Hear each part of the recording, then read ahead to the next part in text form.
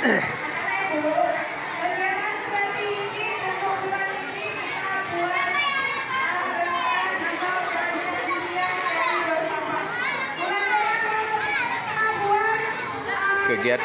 hari ini, Hari Sedati, ini dari daun-daun kelapa untuk merakit atau menganyam. Jadi punya bahasa Aceh, menyum dari on ya, uronyo uro sedati gepegat umpung manok atau tempat tubuh boh manok, dan yang ladum gede pegat belit deh ejet uronyo baru gede beturi dro gepegat manyum dengan atau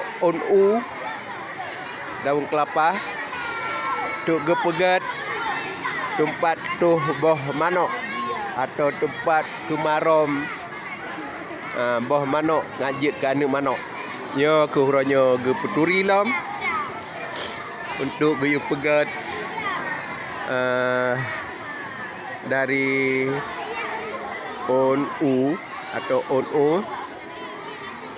nguyup pegat belit ada boh limeng dengan bahasa Indonesia belimbing atau asam sunti, tempat menjemur asam sunti. Perlu mempraktekkan kembali atau gepegat lom geputuri lom ba anak mit untuk Bu Lilisnya, untuk kemarom boh manok atau tempat tuh boh manok. Jadi yang dinamakan putrananya nah. Putrana nah, tempat tuh boh manok yang punan deh. Jadi rengkan hana, rengkan tempat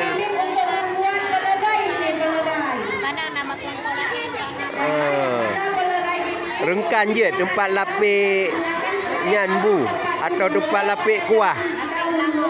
Lapik belangang je yang rengkan. Nyoke ibu guru geputuri lom tiban cara bahasa Aceh menganyam apa?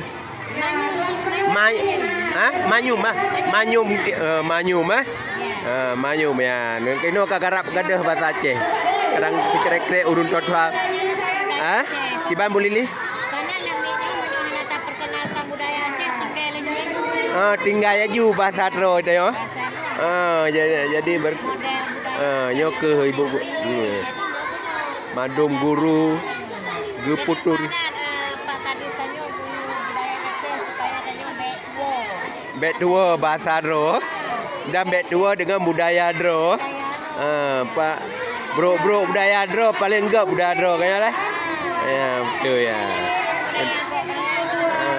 Dan je kemapaat mandum tepi kanu cucur dayo menan ke mandum-mandumnya geperno cara mayum dari atau daun kelapa.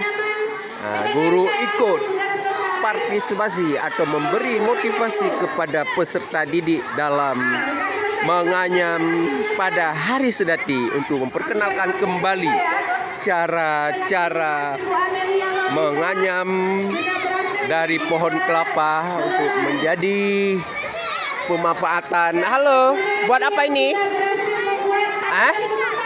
Oh ya. Inilah laporan Hari Sedati di SD 62 Banda Aceh untuk memperkenalkan kembali dari daun kelapa menganyam untuk menjadi tempat petelur ayam dan tempat mengeram telur ayam, dan untuk belut atau tempat berjemur belimbing untuk menjadi asam sunti. Inilah laporan dari SD 62 Banda Aceh pada hari sedati untuk kreatif anak-anak supaya potensi anak-anak terangkat kembali dari hasil-hasil ayaman ini menjadi kreativitas anak-anak peserta didik di masa akan datang. Inilah laporan dari SD 62 Banda Aceh. Wassalam.